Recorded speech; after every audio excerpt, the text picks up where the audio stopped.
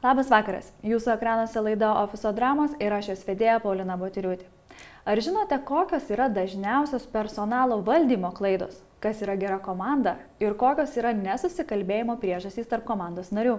Apie visą tai šiandien kalbėsime su mokymų projekto laisvakėdė.lt įkūrėja, lektorė ir personalo valdymo konsultantė Jevgenija Ešvovičiūtė. Labas, Jevgenija. Labas, Paulina.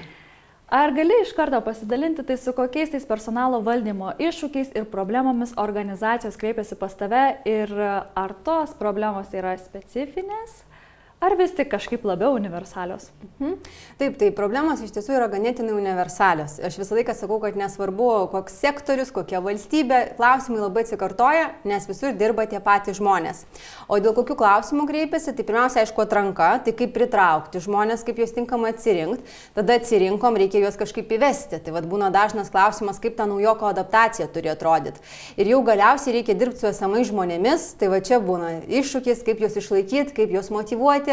Kaip padaryti taip, kad jie nenorėtų iš mūsų pabėgti. Tai va tokie trys pagrindiniai dalykai, su kuriais darbuojasi. O sakyk, kurioje iš šitų trijų etapų taip, o tos organizacijos labiausiai stringa ir kur matai daugiausia tų iššūkių kyla? Aš tai sakyčiau, gal du tokie etapai. Vienas yra naujokų įvedimas, dar vis silpnesnė mūsų organizacijų pusė, dėl to, kad investuoja laiko į atranką, nes akivaizdu reikia, kad ateit žmogus. Bet kažkodėl galvojam, kad tas naujokas kažkaip pats išplauks, taigi pats išmoks, taigi tu viską žinai. Tai aš sakyčiau viena dalis, bet aišku, darbuotojų išlaikymas yra labai stipri. Tai kaip juos suburti kartu, ko jie nori, kaip juos motyvuoti, ką jiems pasiūlyti. Tai va aš sakyčiau labai svarbus etapas dėl to, kad jis ilgalaikis. Tai va jeigu norim turėti lojalius darbuotojus, kurie dirba jau ne vienerius metus, tai tada reikia labai daug investicijų tiek laiko, tiek idėjų prasme, tiek biudžeto prasme tam, kad jie norėtų likti su jūsų organizacija, o ne su konkurentu. O taip jau darbuojuosi šitoj srity vis tiek ne vienerius metus ir kaip pastebi tokias tendencijas, ar visada šita vieta buvo tokia sudėtinga, ar galbūt čia yra to šių dienų problema, kada tikrai visi nerėsi iš kailio. Ką tu manai šitoje vietoje? Aš jau beveik 10 metų skaičiuoju šitoje srityje ir mano toks bendras matymas, kad ypatingai niekas nepasikeitė. Galbūt atėjo pas mus daugiau organizacijų, mes galbūt pradėjom siūlyti daugiau įvairiausių socialinių naudų darbuotojams. Tampa higiena turėti sveikatos draudimą, laisvų dienų, galbūt dar nėra higienų turėti workationų, darbostogų ir panašiai, bet šiaip jeigu žiūrėt, viskas sukasi apie žmogiškai santykį ir net organizacijos, kurios siūlo kažką wow, sakykim, tai kartais nekompensuoja ir darbuotojai vis tiek išeina. Tai tendencijos išlieka tos pačios, skiriasi tik tam tikros detalės, į kurias reikia atkreipdėmėsi, bet viskas yra apie santykį komandoje ir organizacijoje. Pakalbėkim dabar apie tą personalo valdymą ir taigi kokias tas dažniausias ir pagrindinės klaidas daro būtent personalo valdyme. Personalo valdyme specialistai turėjo omeny ar labiau vadovai? Bendrai. Taip, tai aš pirmiausia sakyčiau, kad vis dar girdžiu nelabai tinkamą elgesį per darbo pokalbius, kai pavyzdžiui, kokie vadovai ateina, scrollina internete, žiūri naujienas, dabar va šiandien man kaip tik rašė vienas sekėjas, kad nepagarbiai su juo bendravo darbo pokalbio metu ir kartais galvojam, taigi jau čia atgyvena, jau čia turėtų būti natūralus, suprantamas poreikis bendrauti pagarbiai, bet vis dar su tuo susidurėme. Antras momentas yra, kad kai atsirenkam, tai kartais toks jausmas, kad naujo žmogaus tai reikėjo personalo valdymo specialistui, o ne vadovui ir komandai. Ir tada vadovas ir komanda kažkaip nusisukosi nugarą kartais pasitinka naują darbuotoją, neapmoko, sako, eik pasiskaityk ten tvarkas, nepapietauja galų gale. Atrodo labai elementarūs dalykai ir tada naujokas vis jaučiasi, kad būtų ne savo vietoj. Tai mes vis dar neturim to supratimo, kad jūsų naujokas tai yra jūsų svečias. Tai svečiui nesako, taik susigaudyk čia šaldytuvę kur nors. Tai analogiškai turėtų būti ir su naujokų įvedimu.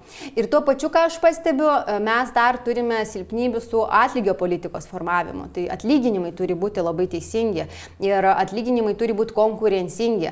Tai kartais iš akies formuojami tie atlyginimai, galbūt kartais duodami pagal mylių, nemylių principą. Tai turi būti labai teisinga atlygio politikos organizacijų forma, kad aš jaučiausi motyvuotas, nes jeigu neturim teisingo atlygio, tai tada jau niekas ir nemotyvuoja. Tai čia reikėtų susikoncentruoti ir man atrodo, mes kartais pamirštam iš vis diagnostiką organizacijoje.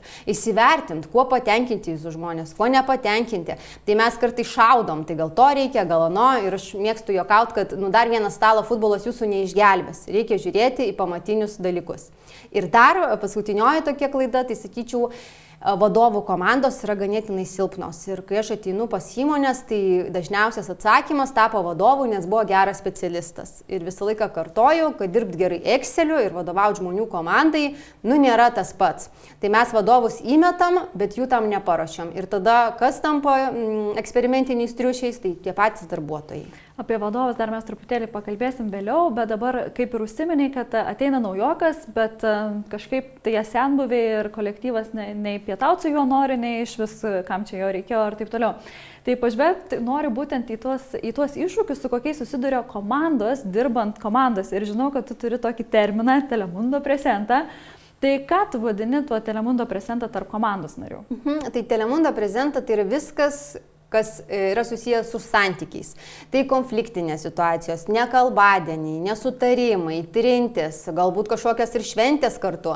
Tai viskas, kas liečia būtent tą komunikaciją, darbo drauge, o ne techninės žinias, kaip tu gerai programuoji ar neprogramuoji, bet būtent yra apie tai, kai mes kiekvieną dieną bendraujame. Ir kokių tų situacijų, tokių gali gal pasidalinti iš praktikos, tokių dažniausių šito Telemundo presentą, kas vyksta tose organizacijose už uždarų durų?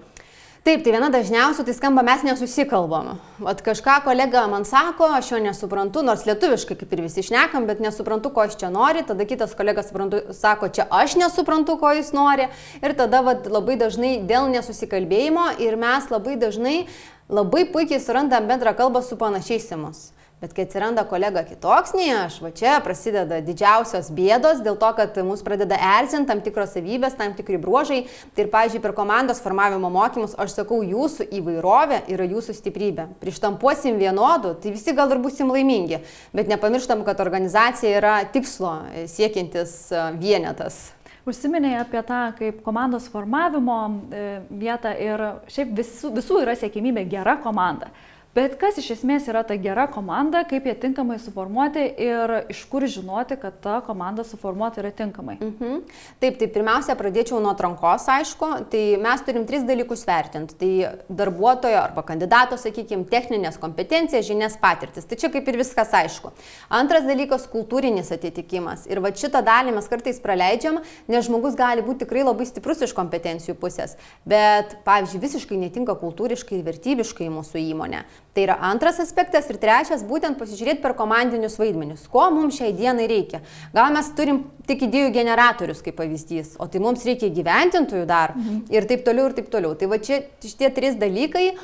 O kaip pasižiūrėti, ar jinai tinkamai suformuota, tai aš manau, kad eigoje mes tik tą galim pamatyti ir kartais ateini į įmonę ir jauti, o šita komanda dirba. Ateini į kitą įmonę ir jau matai, yra tam tikrų trinčių ir tada tas labai matosi. Jau gali būti naudojami kiti įrankiai, bet aš manau, kai mes juos suformuojam, eigoje galim tikrai drąsiai stebėti. O kokius, sakai, iš karto matau, kad komanda nelabai tinkamai dirba, matosi trintys ir taip toliau. Tai kaip tai atrodo praktiškai?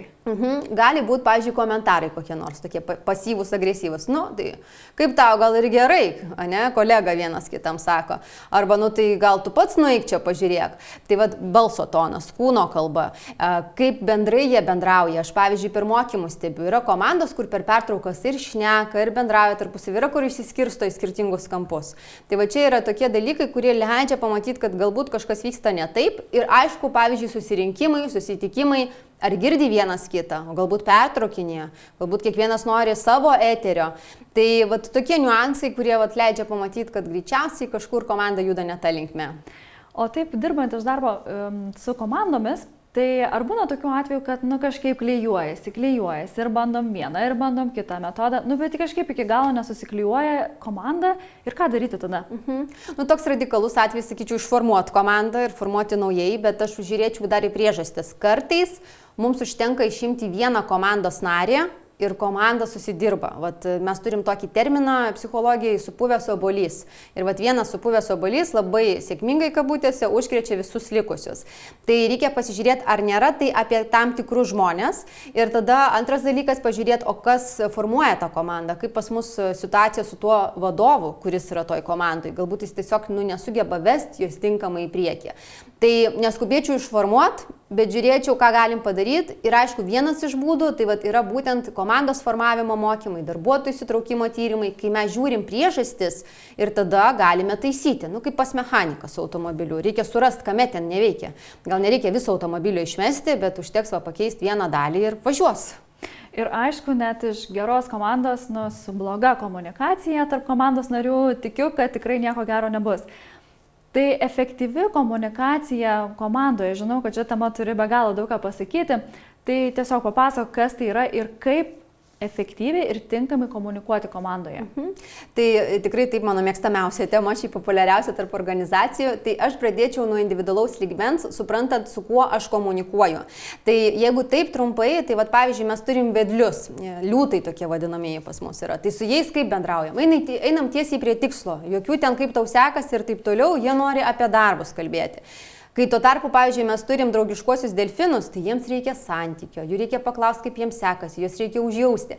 Kai, pavyzdžiui, turim ekspresyvesias papūgas, tai jos šiek tiek kartais pritrūksta joms disciplinos, bet jos labai daug generuoja minčių ir vat, reikia leisti joms pasireikšti. Ir, pavyzdžiui, turim analitiškuosius dramblius, tai su jais kaip reikia bendrauti. Labai tiksliai, konkrečiai paaiškinti, ko mes iš jų norime. Jiems labai svarbus planas. Tai kai mes suprantam, su kuo mes turime reikalų, tai tada mes ir atrandam prieimo būdą. Tai čia yra vienas momentas. Bet antras, aišku, žiūrint organizacinių lygmenių, komunikacijos procesas, tai mes labai dažnai nepasakom tam tikrų dalykų, nes atrodo, kad nereikia šito žinoti žmogui, bet reikia. Tai turėti tą komunikacijos planą, o iš viską aš turiu komunikuoti ir galvoti, ar aš tą iškomunikavau. Tarp tų skirtingų vaidmenų, kaip sakai, delfinai, papūgos ir ar nėra taip, kad organizacijoje, tai man labai fainai yra papūgos ir aš su jom ir komunikuoju, o ten su tuos delfinais kaip ir, kažkokie keistuoliai. Tai kokių tokių praktinių situacijų pastebi būtent šitoj vietoje ir kaip jas spręsti, kaip žmonės sakytų, mes niekada nesikalbėjom, nebendravom. Tai dabar aš ateisiu ir sakysiu savo vadovui, man netinka, kaip tu bendrauji. Kaip tai turėtų atrodyti praktiškai? Tai pirmiausia, aš manau, viskas prasideda nuo savęs pažinimo ir kolegų. Tai vat, labai geras startas būna tie patys mokymai, kai iš vis žmonės sužino. Čia dramblių pas mus yra, ten papūgų, aš galvau, kad čia tiesiog yra žmonės ir tiek. Tai jau įsijungia pirmas skambutis, ką mes turim padaryti. Ir aišku, tai yra labai didelis vadovų ir personalo valdymo specialistų darbas. Tikrai yra jų rankose, dar gali būti ir vidinės komunikacijos specialistų, jeigu tokių turit. Tai turi būti gairės, turi būti išsiaiškinta, ką komunikuojam, kada, kokie kanalai, ar tai naujienlaiškis, ar tai intranetas. Tai vat, reikia labai aiškiai sustiguoti, ko norim ir paskui kalbėtis. Komandui reikia kalbėtis. Tai vat, jeigu man labiau patinka bendrauti ten su papūgom, gerai, bet gal atėjo laikas pasakyti ir drambliui, ką aš galvoju, ten ir delfinui ir panašiai. Ir vadovo užduotis yra skatinti tą komunikaciją, kad visi būtų išgirsti. Ar teisingai girdžiu, kad iš esmės tos visos problemos kyla iš to tokio nežinojimo, aiškaus nesusitarimo, tokių taisyklių nebuvimo, ką, kada, kaip ir kodėl mes turim padaryti ir tada žmonės interpretuoja savaip. Teisingai išgirdau? Taip, dažniausiai taip. Mano akimis dar nuo komunikacijos bendrai yra toks neatsiejamas dalykas grįžtamasis ryšys, su kuriuo visos organizacijos vienaip ar kitaip susiduria, vienos tvarkosi geriau, kitos prasčiau. Bet kokios yra tos pagrindinės taisyklės, kaip tinkamai suteikti grįžtamą ryšį kolegai? Taip, tai pirmiausia reikia nepamiršti apie teigiamą grįžtamą ryšį, nes mes lietuviškoje kultūroje turim tokį įsisenėjusią dalyką, kad jeigu tu gerai dirbi, tai tu turi gerai dirbti, tau už tai moka. Tai šitą girsiu, sakysiu, ką gerai darai, tai nepamiršti suteikti teigiamą grįžtamo ryšio. Ir tada antras niuansas yra tas neigiamas grįžtamasis ryšys ir jis gali būti konstruktyvus arba destruktyvus. Tai buvo destruktyvaus, sakau, reikia žmogui eiti reabilitaciją atsigauti, o po konstruktyvaus jisai išeina suprasdamas, kur jis turi tobulėti. Ir čia, kas yra svarbu, tai kai mes teikiam šitą grįžtamą ryšį, tai remtis faktais, pavyzdžiais, elgesiu, konkretu turi būti. Ne tai, kad tu blogai dirbi, bet kur konkrečiai tu turi pasitempti ir visada rekomenduoju kalbėti aš vardu. Nes kartais perduodama atsakomybė, čia visi sako, kad tu čia prastas darbuotojas. Tai yra netinkami būdai. Tai tokie pagrindiniai niuansai, sakyčiau. Galėtum truputį plačiau papasakot, kad būtų aiškiau. Aš lyg ir girdžiu, kad aš negaliu sakyti, kad tu prastai dirbi, nes tu man nepatinki, arba aš tiesiog taip manau ir čia visi taip mano, bet mes turim žiūrėti į faktus. Taip. Tai kaip pavyzdys galėtų būti, tarkim, kolega daro visą laiką tas pačias klaidas. Kartojasi, tu gali ateiti ir paklausti, tu kiek tu dar klysi, tai va čia yra destruktyvu. Bet jeigu aš ateisiu ir pasakysiu, žiūrėk, aš kaip tavo vadovas, turiu sureaguoti, pastebiu tokias ir tokias klaidas pasikartojančias būtent šiuose darbuose. Ir mes turim pagalvoti, kaip jų išvengti. Ir kuo aš tau galiu padėti, kad tų klaidų nebebūtų. Vat šitas klausimas kartais labai padeda. Kuo aš tau galiu padėti? Ir tada galvoti, kaip tą spręsti. O tie patinki, nepatinki, tai aš sakau, akivaizdu, kad mums kažkas patinka daugiau, kažkas mažiau, bet tą reikia mokėti suvaldyti. Čia kaip mokyklai, mylimukai būdavo ar nemylimukai. Negali tai būti. Mes turim visus žiūrėti lygiai. O jau su kuo bendraujam ten per kavos pertraukas, po darbų, tai jau mūsų reikalas. Man yra tekę girdėti tokių istorijų su tuo grįžtamojo ryšiu ir būtent po tų metinių pokalbių, kada, tokia yra demotyvacija po tų pokalbių, kad žmonės nusprendžia ir išeiti iš darbo ir taip toliau. Tai kokių tu situacijų matai savo darbo praktikoje ir kokios pasiekmes lydi tą netinkamą destruktyvų grįžtamą į ryšį? Tai vienas iš momentų yra išėjimas. Jeigu tai tikrai kartojasi, tai darbuotojas sakys, ko aš čia kentiesiu. Ir tiesiog eina ir ieškosi laimės kitur ir ją tikrai labai dažnai randa. Dabar kokias dar gali būti pasiekmes, tai mes kalbam apie tą neigiamą, bet kartais nesakome mes darbuotojui, kad jis kažką daro ne taip. Nes nemalonu, gal įsižeis. Ir kas tada atsitinka, tai darbuotojas toliau sėkmingai, vėlgi kabutėse, nedaro tų užduočių kaip turėtų, nes nieks jam jo neinformavo. O visi laukia. Taip. Ir tada organizacija kenčia, darbuotojas kenčia, komanda kenčia. Ir aišku, jausmas, kai kurie lieka, bet tas nuolatinis neigiamas grįžtamasis ryšys, tai jisai viduje augina tokį nepasitenkinimą ir tada mes tą nepasitenkinimą išreiškiame ant kitų kolegų, pavyzdžiui, ant tų pačių naujokų, ant komandos narių. Tai yra sniego gniūžtės tiesiog paprasčiausiai efektas. Girdžiu, kad tai yra viena iš tokių nesusikalbėjimo priežasčių, kur tyliu, nesakau, laukiu, kol kitas susipras. Kokios dar yra tos kalbėjimų ir nesusikalbėjimo priežastys? Būna neretai žodynas, pavyzdžiui. Aš galbūt naudoju tam tikrus žodžius ir man atrodo, kad jie visiems aiškus. Kaip pavyzdys, ateina ir sako, žinai, padaryk man ASAP. Ir darbuotojas sako, kas tas ASAP, čia programa, čia kas? Ir kažkas jiems sako, tai čia trumpinys iš anglų kalbos, as soon as possible. Tai man atrodo, kad viskas labai aišku, kitam gal ne visiškai. Dabar kitas dalykas yra emocijos ir emocinis fonas, su kuriuo mes ateinam. Jeigu aš esu šiandien gerai nusiteikus, tai greičiausiai aš akcentuosiu gerus dalykus, o mano klausytojas greičiausiai irgi, jeigu su teigiama emocija, interpretuos teigiamai. Bet jeigu aš šiandien blogos nuotaikos, tai aš tikrai leisiu tą suprasti, irgi priklauso nuo asmenybės tipo, bet aš perduosiu tą neigiamą emociją, akcentuosiu neigiamus dalykus ir tada kaip darbuotojas viską interpretuos, jeigu irgi nelabai gerai nusiteikęs. Neigiamai.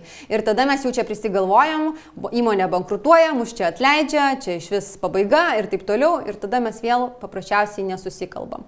Tai tokie turbūt pagrindiniai dalykai būtų iš komunikacijos. Skamba labai paprastai iš tiesų, bet kiek daug mes tokių paprastų dalykų turim. Ir tikiu, kad tau per savo darbe matėjau ne vieną skirtingą vadovo tipą, kaip ir pradžioje jau kalbėjau apie vadovus. Tai iš esmės, kokias tas pagrindinės vadovavimo klaidas daro vadovai?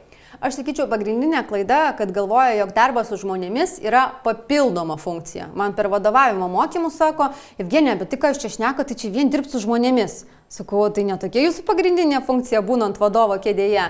Tai vienas dalykas galvoja, kad papildoma, bet labai dažnai nežino tiesiog, kaip dirbti su tai žmonėmis. Ir tada yra paprasčiau pasislėpti už Excelio, už administracinių darbų, paprasčiau padaryti už darbuotoją vietoj to, kad jam deleguoti. Tai čia yra labai dažna klaida, kad pamiršta, kad iš esmės reikia dirbti su tuo žmogumi. Antras momentas būna toks priešingas, kai pradeda mikrovadybą užsiiminėti. Kiekvienam žingsnį alsuoja už nugaros, tikrina, pertikrina, mane pridėk prie visų laiškų ir taip toliau. Antroji ir tokia trečioji, tai labai susijusi su to, ką kalbėjom, negeba kelti tikslų. Labai aiškiai, darbuotojas nežino. Man kartais sako vadovai, tai aš jums pasakiau, kuo daugiau parduot. Sakau, kas yra tas kuo daugiau, kada daugiau, kaip mes pamatuosim. Ir kai parduoda kuo daugiau, tai nesuteikia grįžtamojo ryšio. Ir tada žmogus nežino, iš čia gerai dirba, negerai dirba, tai pamiršta įvertinti ir pripažinti savo žmonės. Ir čia yra pagrindinis momentas, nes dėl to darbuotojai kartais ir sako, pritrūko to įvertinimo ir pripažinimo.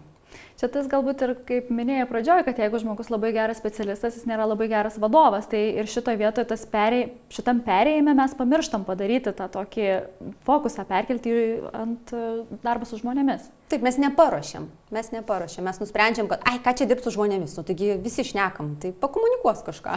O kas yra tas, iš esmės, kas slepiasi po žodžiais darbas su žmonėmis, arba nežino, kaip dirbti su žmonėmis, tai kokie elementai čia slepiasi?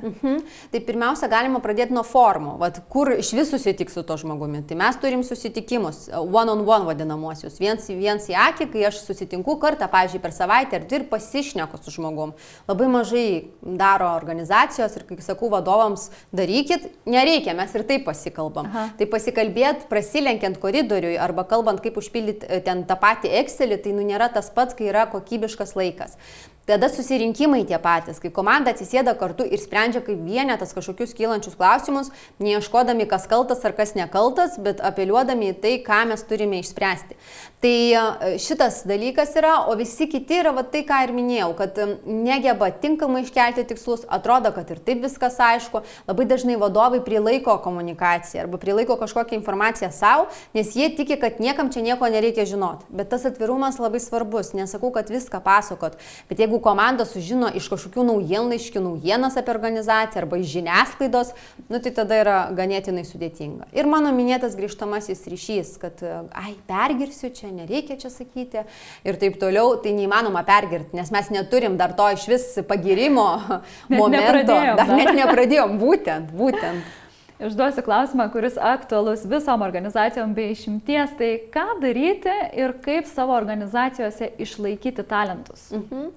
Tai pirmiausia, tas pats santykis, aš čia šiandien daug kartų kalbėjau, bet viskas sukasi pirmiausia apie tai ir aš stebiu organizacijos, kurios, pavyzdžiui, moka mažesnius atlyginimus negu rinkos vidurkis, o žmonės lieka. Į Tailandą neskrenda, žmonės lieka. Tada atsisuka tos įmonės, kurios atrodo jau ištaškė tiek pinigų, kiek tik galėjo. O kodėl? Dėl to, kad tas yra santykis sukurtas su darbuotojų, vadovai yra pagarbus, girdi, suteikia lankstumo, dabar ypatingai yra svarbus lankstumas, yra svarbi galimybė suteikti dirbti, pavyzdžiui, hibridiniu arba nuotoliniu būdu, nes vis čia organizacijos traukia tos žmonės atgal į ofisus, bet jau dabar žmonės paragavę to nebenori atgal grąžinti.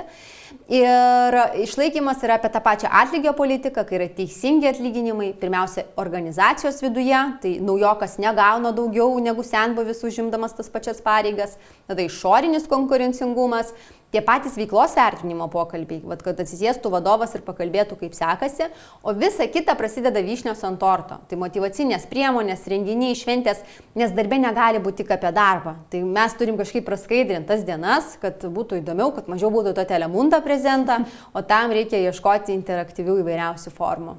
Na ir pabaigai, pasidalink savo nuomonę, taip, ar įmonės pakankamai skiria dėmesio tam geresniam santykių kūrimui, komandos formavimui? Kaip tavo nuomonė, ar jos pakankamai dėmesio skiria? Įvairiai. Aš aišku dirbu su tom įmonėm, kurios skiria, nes dėl to jos mane ir kviečiasi, nes mato kažkokias problemas.